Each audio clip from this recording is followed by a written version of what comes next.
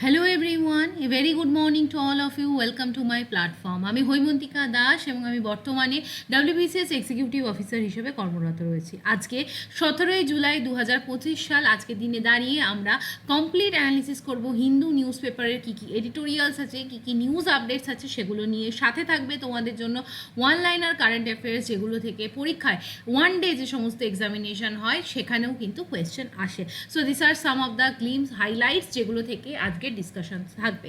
তাহলে দেরি না করে শুরু করা যাক আজকের Hindu news paper analysis. So this is the front page, এবং আজকের ফ্রন্ট পেজে যে মোস্ট ইম্পর্টেন্ট খবরটা পাবলিশ হয়েছে that is the introduction and the announcement of one important scheme, যেটা থেকে পরীক্ষায় কোয়েশ্চেন আসবে, এবং স্কিমটির নাম হলো প্রধানমন্ত্রী ধান্য কৃষি যোজনা।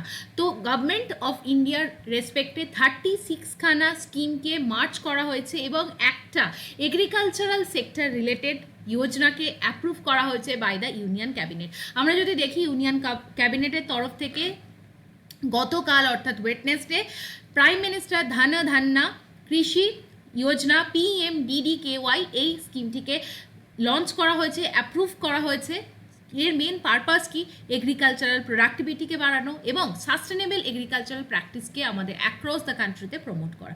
মেনলি এই স্কিম অর্থাৎ PMDDKY বা প্রাইম মিনিস্টার ধান্য কৃষি যোজনা, এটা ইউনিয়ন বাজেট 2025-26-এ অ্যাপ্রুভ করা হয়, এবং এটার জন্য মেনলি গভর্নমেন্ট অফ ইন্ডিয়ার এক্সিস্টিং যে 36টা স্কিম, সেটাকে যেগুলো 11খানা মিনিস্ট্রি জুড়ে অপারেটেড হতো সেগুলোকে ইউনিফাইড করা হয়, এবং প্রায় 24,000 crore এখানে অ্যালোকেট করা হয় ফর দ্য নেক্সট 6 years, এবং সেখানে প্রায় 1.7 crore ফ্যামিলি বা farmers family will be benefited. So this is the highlights. আমরা জাস্ট এইটুখানি দেখবো। 1.7 crore ফ্যামিলি, ফার্মার্স ফ্যামিলিকে টার্গেট করা হবে। নেক্সট 6 ইয়ার্সের জন্য অ্যালোকেশন করা হয়েছে কত? 24,000 crore। এটা এখানে স্টেট এবং প্রাইভেট সেক্টররা থাকবে in partnership with the central government to implement the scheme. 100খানা ডিস্ট্রিক্টকে আইডেন্টিফাই করা হয়েছে।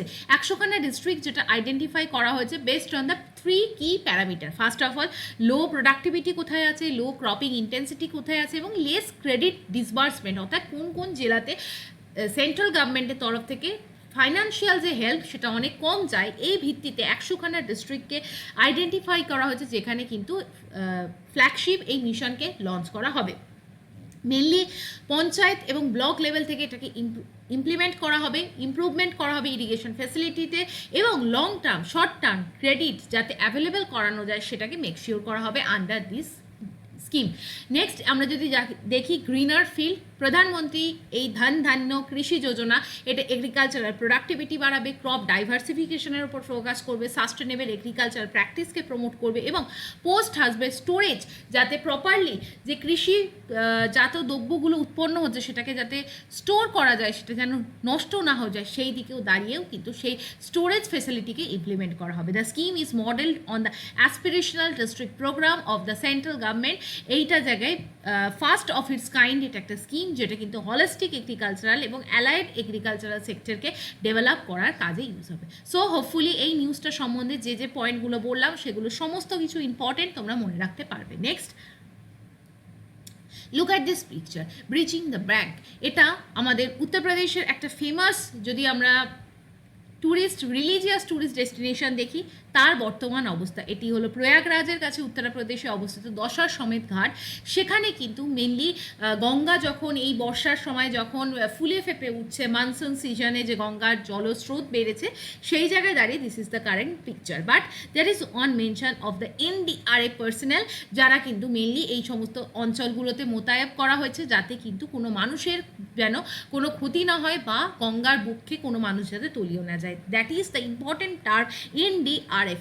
Now NDRF কি? National disasters response force is the full form of the NDRF। আমরা যদি দেখি বিভিন্ন জায়গায় আমরা খবরে দেখব যেখানে ধরো বন্যা হয়ে গেছে বা কোনো মানুষ সেখানে বন্যা পরিস্থিতিতে আটকে আছে, এই ধরনের বিভিন্ন কাজে বা ঝড় আমফান আয়লা হলে আমরা দেখি যে NDRF ফোর্স কিন্তু সেখানে অ্যাক্টিভেট হয়। নাও এই NDRF এর যে ফুল ফর্ম সেটা হচ্ছে national disaster response force. Disaster management act 2005-এর আন্ডারে এটাকে তৈরি করা হয়। মেনলি এর কাজ কি থাকে? ন্যাচারাল বা ম্যান মেড ডিজাস্টারের সঙ্গে মোকাবিলা করা। 2006 সালে এটাকে অফিসিয়ালি স্ট্যাবলিশ করা হয়। 8টা ব্যাটালিয়ন নিয়ে NDRF তৈরি যেটা হয়েছিল সেটা বর্তমানে এক্সপ্যান্ডেড উইথ দ্য 16 ব্যাটালিয়ন, এবং যার মধ্যে যে এনডিআরএফের যে ফোর্স তারা বিভিন্ন জায়গা থেকে আমরা নিয়ে বিভিন্ন পার্সোনালকে নিয়ে এই এনডিআরএফ ফোর্স তৈরি করা হয়। CAPF, border security force, central reserve police force, CISF অর্থাৎ central industrial security force, Indo Tibetan border police force, Sashastra Seema বল, আসাম রাইফেল, এইখানের সঙ্গে যুক্ত যে সমস্ত আমাদের ইন্ডিয়ান সিকিউরিটি পার্সোনাল আছে তাদেরকে নিয়েই কিন্তু তাদেরকে বিভিন্নভাবে ড্র্যাগ করে এনডিআরএফের মতো টিম তৈরি করা হয়। এটা একটা মাল্টি স্কিল হাইলি স্পেশালিস্ট একটা ফোর্স যেটা capable of dealing with any type of natural and man-made disaster, for example flood, cyclone, earthquake, landslide বা building collapse, train accident, road accident, এই ধরনের ইভেন্টে এনডিআরএফ ফোর্সকে কিন্তু নামানো হয়। নাও আমরা যদি দেখি এই এনডিআরএফ ফোর্স কিন্তু multilateral, bilateral agreement at the international লেভেলে আমাদের যে ইন্ডিয়ার এগ্রিমেন্ট সেখানে ন্যাশনাল ডিজাস্টার রেসপন্সের মেইন যে প্রোঅ্যাক্টিভ রোল পালন করে থাকে এই এনডিআরএফ। মেনলি এটা কোন মিনিস্ট্রির আন্ডারে কাজ করে? এটি মিনিস্ট্রি অফ হোম অ্যাফেয়ার্সের আন্ডারে কাজ করে, এবং এনডিআরএফের কিন্তু একজন টপ যে ডিসিশন মেকিং পার্সোনালিটি সেটা হচ্ছে ডিরেক্টর জেনারেল। তোমরা আমাকে কমেন্ট করে জানাতে পারো currently who is the director general of the national disaster response force. ঠিক, নাও দিস ইজ দ্য পোর্শন যেটা আমরা আজকের এই ক্লাস থেকে ডিসকাস করলাম। Moving to the next article of the day, this is the page যেখান থেকে আমরা স্টেট নিউজ থেকে বেশ কিছু ইম্পর্টেন্ট কন্টিনিউয়েশন করব। আমরা এর ফার্দার ডিটেলস আজকে দেখবো না, because we have multiple time discussed about the Nipah virus. Another Kerala resident test positive for the Nipah. আমরা দেখছি নিপা কেস পালাক্কাড ডিস্ট্রিক্ট এবং আরও various districts of the Kerala থেকে র্যাপিডলি স্প্রেড করতে শুরু করেছে, এবং সেই জায়গা থেকে দাঁড়িয়ে বিভিন্ন যে ন্যাচারাল যে fruit bat they are the host of the Nipah virus. আমি বারবার বলেছি এখান থেকে কোয়েশ্চেন আসতে পারে। ন্যাশনাল ইনস্টিটিউট অফ ভাইরোলজি বা ভিরোলজি এনআইভি, এটা পুনেতে located, who are primarily responsible to curve down the rapid spread of the Nipah virus in the Kerala. Now this is the news. তোমরা আমাকে কমেন্ট করে জানাতে পারো নিপা ভাইরাস ঘটিত একটা রোগ, ভাইরাস ঘটিত আর দুটো ডিজিজের নাম বলো যেটা কিন্তু আমাদের কান্ট্রিতে প্রিভিলেন্ট ভাইরাস ঘটিত ডিজিজ। নেক্সট আমাদের যে continuation news, that is the Yamuna pollution in the Delhi stretch spiked in the June says report. Recently আমরা যদি দেখি দিল্লি পলিউশন কন্ট্রোল কমিটির একটা রিপোর্ট পাবলিশ হয়, সেখানে যখন যমুনা নদীর ওয়াটার কোয়ালিটি রিপোর্টকে পাবলিশ করা হয় সেটা দেখিয়েছে যে দিল্লির কাছাকাছি যে যমুনা নদী সেটার মধ্যে কিন্তু ওয়াটার পলিউশনের পরিমাণ র্যাপিডলি ইনক্রিজ করেছে। অলসো আমরা যদি একটা কি টার্মিনোলজি দেখি, দ্যাট ইজ দ্য বিওডি অর্থাৎ বায়োকেমিক্যাল অক্সিজেন ডিম্যান্ড। এই বায়োকেমিক্যাল অক্সিজেন ডিম্যান্ডের যে পরিমাণ সেটাও কিন্তু ইনক্রিজ করেছে। That is why the Yamuna রিভারের যদি আমরা পলিউশন লেভেল সেটা ম্যাসিভলি ইনক্রিজ করে। বিওডি কি এখানেই দেখো মেনশন করা আছে, what is the term BOD. BOD means biochemical oxygen demand. It is the amount of dissolved oxygen consumed by microorganism to decompose organic matter. Higher BOD বোঝায় যে গ্রেটার পলিউশন। এই যে রিলেশনটা, বিওডি যত বাড়বে একটা জলের পলিউশন লেভেল তত বাড়বে। দ্যাট মিনস সেখানে মাইক্রো অর্গানিজমের পরিমাণ অনেক বেশি, তাদের কিন্তু ডিজলভ অক্সিজেনের ডিম্যান্ড অনেক বেশি। দ্যাট ইজ ওয়াই অক্সিজেনের মাত্রা কিন্তু একটা জলে কমে যায়, মাইক্রো অর্গানিজম বেড়ে যায়, এবং অবশ্যই সেই জলটা কিন্তু মোর পলিউটেড হয়ে যায়। সো এইটা ছাড়াও তোমরা যমুনা রিভার নিয়ে আমরা অনেকবার ডিসকাশন করেছি, কোথায় কি অরিজিন, তার কি কি ইম্পর্টেন্ট ট্রিবিউটারিজ আছে, আগের দিনের ক্লাসে ডিসকাস করলাম। দ্যাট ইজ ওয়াই আমি আজকে এই যমুনা রিভার নিয়ে আর কিছু বলবো না। নেক্সট আমরা দেখবো পরের news article, that is the news Kerala permits local body to euthanize diseased stray dogs. This is such controversial news because of the stray dogs. এদের যে বংশবৃদ্ধি সেটা কিন্তু অনেক সময় প্রচুর বেড়ে যায়, রাস্তাঘাটে প্রচুর স্ট্রে ডগস ভরে যায়, এবং অনেক সময় দেখা যায় হিউম্যান এবং ডগের কনফ্লিক্টের ফলে ডগ বাইটসের কেস বাড়ে, এবং এই সময় কিন্তু ইম্পর্টেন্ট যে রোগটা আমাদের ছড়িয়ে পড়ে কুকুর কামড়ালে সেটা হচ্ছে র্যাবিস, এবং র্যাবিস হলে প্রায় বলা হয় যে মৃত্যু অবধারিত। সেই জায়গায় দাঁড়িয়ে কেরালা গভর্নমেন্ট চাইছে যে সমস্ত ডগের মধ্যে ডিজিজ আছে, ফ্যাটাল কোনো ভাইরাস আছে, তাদেরকে ইউথ্যানেসিয়া দিতে। ইউথ্যানেসিয়া মানে কি ইচ্ছা মৃত্যু, মানে তাদেরকে মেরে ফেলা হোক, সাইলেন্ট কিলিং করে দেওয়া হোক, যাতে কিন্তু স্ট্রে ডগসদের থেকে ডিজিজগুলো ইনফেক্টেড হয়ে না পড়ে, কমিউনিটি লেভেলে সেই রোগ যাতে ছড়িয়ে না পড়ে। এখানে পার্টিকুলারলি একটা অ্যাক্টের কথা বলা হচ্ছে, that is the prevention of cruelty to animal husbandry practice and produce rules 2023। এই একটা কিন্তু ইম্পর্টেন্ট, এখান থেকে কোয়েশ্চেন তোমাদের করা হতে পারে। যারা ইন্টারভিউ দিচ্ছ, যাদের ধরো অ্যানিম্যাল রেসপেক্টে কোনো হবি থাকতে পারে, তারাও কিন্তু এই ধরনের কনসেপচুয়াল ক্ল্যারিটি নিয়ে যাবে যে স্ট্রে ডগসদের মারা উচিত কি উচিত না, বা এইভাবেও কোয়েশ্চেন্স দিতে পারে। তোমাদের ডেসক্রিপটিভ প্যাটার্নে মিসলেনিয়াসের রেজাল্ট বেরিয়েছে যে আমরা স্ট্রে ডগস যে দের বংশবৃদ্ধি হয়ে যাচ্ছে, তাহলে what is the way forward, আমরা কীভাবে এটাকে একটা সাস্টেনেবল ওয়েতে স্ট্রে ডগসদের পপুলেশনকে ম্যানেজ করতে পারি। নাও কালকে আমরা গতকাল দেখলাম 16 জুলাই ছিল ওয়ার্ল্ড স্নেক ডে। সেই জায়গায় দাঁড়িয়ে ওয়ার্ল্ড স্নেক ডে সেলিব্রেশনের সময় একটা উৎসবে মানে একটা সেরিমনিতে কেরালা গভর্নমেন্ট কিন্তু অ্যানাউন্স করেছে they are going to launch and produce antivenom locally, যাতে স্নেক বাইট ইনসিডেন্টসের থেকে মানুষকে বাঁচানো যায়, অ্যান্টিভেনামের কালেকশন করা যায় এবং সেটাকে প্রডিউস করা যায়। ওয়ার্ল্ড স্নেক ডেতে কেরালা গভর্নমেন্টের তরফ থেকে এই অ্যানাউন্সমেন্ট করা হয়। নেক্সট আমরা যদি দেখি কেরালা গভর্নমেন্টের তরফ থেকে একটা পার্টিকুলার একটা ইভেন্টের নাম অ্যাজ এ স্ট্যাটিকজিকে তোমরা মনে রাখবে, যেটা এই ছবিতে তোমরা দেখতে পাচ্ছ, নাম হচ্ছে কালিয়ান।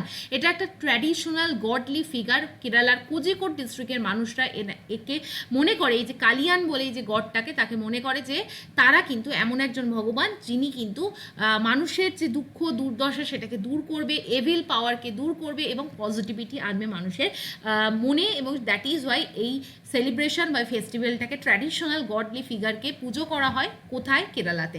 এটা মনে রাখবে, নাম কি? Kalyan. Moving to the next portion, that is the very important another article, that is the ties in region back in focus with Prime Minister's visits to Maldives. Recently Modi government-এর তরফ থেকে বা prime minister Narendra Modi announce করেছে যে he will be attending the one important celebration মালদ্বীপ, যার capital মালে। সেখানে কিন্তু ইন্ডিপেন্ডেন্স ডে বা স্বাধীনতা দিবস পালন করা হবে এবং সেখানে তরফ থেকে আমাদের যে গেস্ট হিসাবে ইন্ডিয়ার তরফ থেকে উপস্থিত থাকবেন আমাদের কান্ট্রির prime minister Narendra Modi sir. Now এখানে আরও একটা অ্যানাউন্সমেন্ট করা হয়েছে from the side of the external ministry যে প্রাইম মিনিস্টার নরেন্দ্র মোদির এই মালদ্বীপ ভিজিটের পর তিনি যখন নিউ দিল্লিতে রিটার্ন করবেন তখন মোস্ট প্রবাবলি আমাদের নেপাল নেইবারিং কান্ট্রির যে প্রাইম মিনিস্টার কেপি ওলি তিনি কিন্তু আসবেন এবং আমাদের সাথে নেপালের সাথে বাইল্যাটারাল একটা টক অ্যান্ড ডিসকাশনের জায়গা থাকবে। So this is the thing. Narendra Modi কিন্তু 25 এবং 26 জুলাই রিসেন্ট ডেজে আপকামিং উইকে ইন্ডিপেন্ডেন্স ডে মালদ্বীপের যে সেলিব্রেশন হবে সেখানে পৌঁছাবেন। এই যে প্রাইম মিনিস্টার নরেন্দ্র মোদির এই যে ভিজিট, এরপর also there is also another program যেখানে কিন্তু প্রাইম মিনিস্টার মানে এক্সপেক্ট করছিলেন যে ভিজিট করবেন ইউনাইটেড কিংডমে to sign the free trade agreement. যাই হোক, সেই জায়গায় দাঁড়িয়ে অফিসিয়াল স্টিপ কিন্তু পরবর্তীকালে ফিনিশ করা হয় বা ডিলে হয়, বাট এটি কনফার্ম করা হয়েছে যে মালদ্বীপে কিন্তু এই ভিজিট হবে। মালদ্বীপের জন্য ইন্ডিয়ার যে রিলেশনশিপ, মালদ্বীপ ওয়াজ এ ব্রিটিশ কলোনি।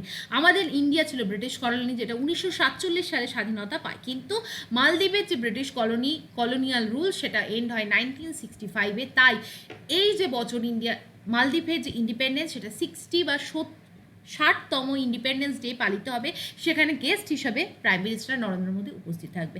এরপর আমরা যদি দেখি যে ইম্পর্টেন্ট প্রোগ্রাম, সেটা হচ্ছে মোস্ট প্রবাবলি এখানে যে ভিজিট হবে প্রাইম মিনিস্টার নরেন্দ্র মোদির, সেখানে হয়তো ইন্ডিয়া এবং মালদ্বীপ অফিসিয়ালি এগ্রিমেন্ট সাইন করবেন on the digital payment system UPI ট্রানজাকশানের ওপরে। রিসেন্টলি আরও একটা জায়গায় ইউপিআই অ্যাপ্রুভ করা হয়েছে, ইন্ডিয়ান ইউপিআই ট্রানজাকশানকে ট্যুরিস্টের জন্য অ্যাপ্রুভাল করা হয়েছে। কোন কান্ট্রিতে? রিসেন্টলি আমরা যে আফ্রিকার বা সাউথ আমেরিকাতে প্রাইম মিনিস্টার নরেন্দ্র মোদির ভিজিট দেখেছিলাম, সেখানেরই একটা কান্ট্রিতে এই ইউপিআইকে অ্যাপ্রুভ করা হয়। তোমরা কমেন্ট সেকশনে জানিও কোথায় সেটা করা হয়। এবার এক্সপেক্টেড কি এই মালদ্বীপের ভিজিটেও কিন্তু এই ইউপিআইকে অ্যাপ্রুভ করা হবে। নেক্সট আমরা যদি দেখি, প্রায় ইন্ডিয়ার রেসপেক্টে 470 crore একটা প্রজেক্টকে অ্যাপ্রুভ করা হয় এবং সেটাকে ইনক্রিজ করা হয় প্রায় 600 crore, যাতে কিন্তু মালদ্বীপের যে এক্সটেন্সিভ ইনফ্রাস্ট্রাকচারাল ডেভেলপমেন্ট সেটাকে বুস্ট করে দেয়। So it is the entire thing. Hopefully I make you understand. Now আরও একটা important one liner current affairs, India seeks United State nod for cooperation of the javelin missile. Recently India তার একটা রিকোয়েস্ট পাঠিয়েছে United State of আমেরিকাতে for the co production, যাতে United State সাহায্য করে for the manufacturing of javelin anti tank guided missile in the country. এটা just one liner current affairs হিসাবে তোমাদেরকে মনে রাখার জন্য আমি সাজেস্ট করলাম। Now this is the entire thing. বাকি যে সমস্ত ওয়ান লাইনার কারেন্ট অ্যাফেয়ার্স আছে you can just skip and ignore the thing. Now moving to the next portion, that is the editorial portion. Editorial portion এ আজকে প্রথম যে editorial আছে, fencing out the voter in the Bihar's poll roll preparation. আমরা জানি election commission of ইন্ডিয়ার তরফ থেকে বিহারকে ফার্স্ট টেস্ট হিসেবে বেছে নেওয়া হয় এবং যেখানে করা কি হচ্ছে SIR, special intensive revision. Special intensive রিভিশনের মাধ্যমে বিভিন্ন যে ডকুমেন্ট সেগুলোকে হাউস হোল্ড থেকে সার্ভে করা হচ্ছে এবং তাতে যাতে এনশিওর করার চেষ্টা করা হচ্ছে ফ্রি অ্যান্ড ফেয়ার ইলেকশন, যেটা কিন্তু the statement given by the election commission of India. বাকি এই ডিটেলসটা আমাদের না পড়লেও চলবে, আমরা অলরেডি SIR কি সেটাকে ডিসকাস করেছি, আমরা সেন্সাস কি সেটাকেও ডিসকাস করেছি, just ignore this portion. Next আমরা দেখব পরের আর্টিকেল, যেটা হচ্ছে সামচিয়ার, India needs to diversify its energy sources to keep the trade deficit low. আমরা দেখেছি গতকাল আমরা দেখলাম Q1 of the financial year 26-এ ট্রেড ডেফিসিট অনেকটাই কমে গেছে এবং আগের বছরের রেসপেক্টে কিন্তু trade deficit significantly low, because service সেক্টরে কিন্তু একটা এক্সপোর্টে বুম এসছে, মার্চেন্ডাইজ ট্রেড শার্পেস্টভাবে বৃদ্ধি হয়েছে এবং আমরা যদি দেখি প্রায় 23.5% কিন্তু রেটে এই পুরো জায়গাটা কিন্তু বুম এসছে। নাও আমরা যদি দেখি বাকি জায়গাগুলো ফার্দার ডিটেলস পড়ার দরকার নেই, বাট অথর বলেছে apart from this kind of, মানে আমরা যদি এই রেজাল্টটাতে দেখি তারপরেও কিন্তু আমরা আরও কাজ করতে পারি ইন সাম স্পেসিফিক সেক্টর, যাতে কিন্তু ইন্ডিয়ার ট্রেড ডেফিসিট আরও সিগনিফিকেন্টলি রিডিউস করা যেতে পারে। What are those areas? India কিন্তু মেনলি ইম্পর্টেন্ট কি রিফাইন্ড পেট্রোলিয়াম প্রোডাক্টস, এবং ট্র্যাডিশনালি এটা কিন্তু ইন্ডিয়ার একটা large chunk of the goods এক্সপোর্টকে কভার আপ করে, অর্থাৎ পেট্রোলিয়াম প্রোডাক্টস কিন্তু ইন্ডিয়া ম্যাসিভলি এক্সপোর্ট করে।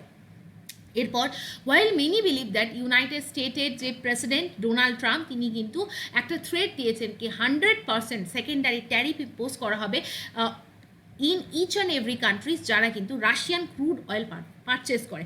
সো এই ধরনের এমতো অবস্থায় ইট ইজ কোয়াইট আনসার্টেন কি ইন্ডিয়ার ফিউচার ট্রেডের অবস্থা কী দাঁড়াবে। India overtook China recently to become the largest importer of the Russian crude oil, কারণ রাশিয়া থেকে একটা ম্যাক্সিমাম ক্রুড অয়েল কিন্তু ইন্ডিয়া পারচেস করে। তাহলে এই জায়গায় দাঁড়িয়ে ইউনাইটেড স্টেট অফ আমেরিকা যদি রাশিয়ান ক্রুড অয়েল পারচেস করার দরুন বা সেই অজুহাতে ইন্ডিয়ার রেসপেক্টে যে পেট্রোলিয়াম প্রোডাক্ট তার ওপর যদি 100% সেকেন্ডারি ট্যারিফ লাগায়, তাহলে আপকামিং যে কোয়ার্টারগুলো সেখানে হয়তো মেবি ইন্ডিয়ার রেসপেক্টে ট্রেড করায় একটা ডেফিসিট, মানে এই যে গ্যাপটা সেটা কিন্তু আবার ফার্দার বেড়ে যেতে পারে। নেক্সট আমরা যদি দেখি এমতো অবস্থা, it is also highlights the need for India to diversify and grow the merchandise trade by further leveraging its sprawling labor intensive micro small medium enterprise which constitute almost 46% of its good exports। অর্থাৎ আমাদের কান্ট্রির যে MSME sector, সেই MSME সেক্টরে যেখানে 46% MSME sector থেকে ইন্ডিয়ার যে গুডস এক্সপোর্ট হয়, এই সেক্টরে কিন্তু ফার্দার ইনভেস্টমেন্ট ডেভেলপমেন্ট করার প্রয়োজনীয়তা আছে, যাতে কিন্তু ইন্ডিয়ার এক্সপোর্টকে আমরা আরও বাড়াতে পারি। ইন্ডিয়ার export with respect to electronic goods, tea, meat, dairy products, poultry products, marine products, এগুলোর কিন্তু স্টেডি গ্রোথ আমরা যদি দেখি সেটা কিন্তু লাস্ট জুনের রেসপেক্টে হয়েছে। বাট ওভারঅল গুডস কিন্তু ওভারঅল যদি আমরা গুডসের এক্সপোর্ট ধরি, আমরা পেট্রোলিয়াম, জেমস, জুয়েলারি এই সেক্টরগুলোকে দেখি, দ্যাট ইজ অলমোস্ট ফ্ল্যাট। তাহলে কয়েকটা জিনিসের জন্যই এই অ্যানালিসিসে দেখানো হয়েছে ইন্ডিয়ার ওভারঅল যে এক্সপোর্ট বেড়েছে এবং ট্রেড ডেফিসিট কমেছে। বাট আমাদের কিন্তু প্রত্যেকটা যে প্যারামিটার যেখানে ইন্ডিয়া এক্সপোর্ট করে সেগুলোকে হলিস্টিক্যালি ডেভেলপ করার প্রয়োজনীয়তা আছে। Moving to the next article of the day, that is the safe havens no more sexual violence in work place and educational institute is warring. Recently আমরা বিভিন্ন local to state level, national লেভেলের খবর দেখি, যেখানে Orissa, Karnataka, even আমাদের আমাদের West Bengal two Delhi, এইখানে আমরা উইমেনদের এগেনস্টে ভায়োলেন্সের বিভিন্ন খবর পাই। এবং রিসেন্ট পাস্ট ফিউ মান্থসের যদি আমরা ট্র্যাক রেকর্ড দেখি, তাহলে দেখব all the such kind of women related harassment R focusing in renowned school, college, campus, work প্লেসে। তাহলে এই জায়গায় দাঁড়িয়ে আমাদের যে মেন যে এপিটোম, যেখান থেকে শিক্ষাক্ষেত্র, ওয়ার্ক প্লেস, সেই জায়গায় দাঁড়িয়ে এই ধরনের যদি ব্রুটাল কিলিং বা ব্রুটাল হ্যারাসমেন্ট, সেক্সুয়াল হ্যারাসমেন্ট করা হয়, this is very very ironical. Next আমরা যদি দেখি, এখানে একটা কিন্তু অ্যাক্ট আছে, sexual harassment of women at work place act 2013। এর তাহলে প্রপার ইমপ্লিমেন্টেশন কোথায় হচ্ছে, এটা কিভাবে এফেক্টিভ হয়েছে, এর এই ধরনের একটা ল থাকা সত্ত্বেও, এই ধরনের একটা আইন থাকা সত্ত্বেও এই ধরনের ঘটনা কিভাবে বারংবার ঘটে চলেছে, বারংবার ট্র্যাজিক ডেথ বা সেক্সুয়াল হ্যারাসমেন্টের মুখে পড়তে হচ্ছে উইমেন ডে। তো সেই জায়গা থেকে দাঁড়িয়ে question should be raised about the manner in which the system failed the student and absolute lack of accountability. তার মানে শুধু যে এখানে সেক্সুয়াল হ্যারাসমেন্ট হচ্ছে তাই না, but there is absolute lack of accountability. কে তার জন্য রেসপন্সিবল হবে তার কোনো রকম সঠিক দিশা কিন্তু আমাদের কান্ট্রি দেখতে পাচ্ছে না। আমরা যদি recent report crime in India এই রিপোর্টটা দেখি তাহলে দেখবো, যেটা পাবলিশ হয় NCRB অর্থাৎ ন্যাশনাল ক্রাইম রেকর্ড ব্যুরোর দ্বারা, সেখানে কিন্তু 2023-এর রেজাল্ট আমরা এখনও পাইনি, বাট 2022-এর যদি আমরা রিপোর্ট দেখি প্রায় 4,45,000-এরও ওপর কেস ক্রাইম সেটা উইমেনদের এগেনস্টে রেজিস্টার্ড হয়, এবং তার মধ্যে 2021-এর তুলনায় কিন্তু কন্টিনিউয়াস 4% রাইজ হয়। তার মানে 2021-এর থেকে 4% কিন্তু কেস 2022 সালে বেড়ে যায়। এবং অথর বলছে আমরা তো এখনও 2023 সালের ডেটাই পাইনি NCRB দ্বারা, যে রিপোর্ট পাবলিশ হয় each and every year with respect to sexual harassment of the women. তাহলে দিস ইজ দ্য বাস্তব চিত্র, this is the practical reality, যেটার সঙ্গে কিন্তু আমরা চলছি, যেখানে different kinds of rape, sexual harassment আমাদের কান্ট্রিতে অনবরত ডিফারেন্ট স্টেটে অ্যাট ডিফারেন্ট লেভেল, ডিফারেন্ট ইনস্টিটিউটে, ডিফারেন্ট ওয়ার্ক প্লেসে মহিলাদের সাথে ঘটছে। লাস্ট আমরা যদি দেখি এই এডিটোরিয়ালে কি বলা হয়েছে, it must be noted that many crimes go unreported as well. অনেক ঘটনা তো রিপোর্টই হয় না, পুলিশ স্টেশন পর্যন্ত যাই না। তাহলে in this backdrop conversations about the sexual violence and gender are imperative. তাহলে আমাদের কথা বলতেই হবে যে এটা থেকে আমরা কিভাবে সলিউশন বের করে আনতে পারবো, এবং আমাদের এই আলোচনা খুব শীঘ্র স্টার্ট করতে হবে। দ্য ক্ল্যামার ফর জাস্টিস, জাস্টিস পাওয়ার জন্য যে আত্মনাদ, ক্ল্যামার মানে হইচই, আত্মনাদ, ঠিক আছে, সেইটাকে আমরা কখনোই ডিলে করতে পারবো না, যাতে কিন্তু যারা প্রোটেক্টার্সরা তারা কিন্তু প্রেডার হিসাবে কনভার্ট হয়ে যায়। তার মানে আমাদের অ্যাজ আর্লি অ্যাজ পসিবল এই বিষয় নিয়েই কিন্তু স্টেপ নিতে হবে। আমাদের collective consciousness is very very necessary. Now আমি তোমাদের জন্য একটা পার্টিকুলার এডিটোরিয়াল রিড করতে দিলাম, the tectonic shift in thinking to build the seismic resilience with respect to ইন্ডিয়ার critical earthquake prone zone, what can be the proper infrastructural development the government can take, এবং কী কী করা যেতে পারে। আন্দামান নিকোবর আমাদের আছে, এছাড়া আমাদের যেটা সিসমিক জোন 5-এর আন্ডারে আছে, সেভারাল নর্থ ইস্টার্ন স্টেট যেগুলো কিন্তু আর্থকুয়েক প্রোন এরিয়া। তাহলে এই সমস্ত জায়গায় যদি আর্থকুয়েক আসে আমরা কিভাবে সেই জায়গাটাকে ট্যাকেল করব, বা আর্থকুয়েক যাতে না আসতে পারে সেই রেসপেক্টে আমরা কী কী প্রপার প্রিকশনারি স্টেপ নেব, that is beautifully discussed in the editorial. Please read this article. Now এর বাইরে যে বাকি আর্টিকেলগুলো আছে সেগুলো আমাদের খুব একটা পড়ার দরকার নেই, এগুলো পলিটিক্যাল নিউজ, আমরা জাস্ট স্কিপ করলাম। নেক্সট আমরা চলে যাব আজকের ওয়ান লাইনার কিছু কারেন্ট অ্যাফেয়ার্সে। প্রথমত, the first question of the day, from which state was the indigenous Astra missile successfully tested? Astra missile যেটা ইন্ডিজিনিয়াসলি তৈরি করা হয়েছে সেটাকে কোন স্টেটে টেস্ট ফায়ার করা হয়েছে? অ্যান্সার ইজ অপশন বি, উড়িষ্যাতে। অস্ত্র যে এয়ার টু এয়ার মিসাইল আমরা দেখবো, দেখো তেজাস হেলিকপ্টার দিয়ে এটাকে টেস্ট ফায়ার করা হয়, এবং সেটাকে উড়িষ্যা কোস্টে টেস্ট ফায়ার করা হয়, সাকসেসফুলি এটা পাসও করে, এবং এটা based on the indigenous technology. Next আমরা যদি কোয়েশ্চেনে যাই, which country launch the world first traditional knowledge digital library? Japan, China, India এবং USA. Correct answer is option C, India, এবং India has launch the world first TKDL, that is the traditional knowledge digital library for conservation and the documentation of the traditional medicine system like Ayurveda, Unani and Siddha. Next question, where will India's first AI plus campus be established? Indiaর প্রথম AI plus campus কিন্তু অমরাবতীতে establish করা হবে, answer হচ্ছে option C. এবং ইন্ডিয়ার প্রথম এই যে AI ক্যাম্পাস এটা অমরাবতী অন্ধ্রপ্রদেশে শুরু করা হবে for focusing on artificial intelligence education. Next question, that is what is the India's position in under 20 freestyle wrestling? Recently BCK এই ইন্ডিয়ার রেসপেক্টে সেকেন্ড পজিশন ইন্ডিয়া হাসিল করেছে, কোথায়? আন্ডার 20 ফ্রি স্টাইল রেসলিং চ্যাম্পিয়নশিপে। নেক্সট কোয়েশ্চেন, আজকে 17ই জুলাই, আজকে সারা বিশ্বে একটা ইন্টারন্যাশনাল ডে সেলিব্রেট হচ্ছে। কি সেই দিবস? Human rights day, peace day, international justice day, না international law day? Answer is option C is the correct answer. Today 17 July all across the globe we are celebrating the international justice day.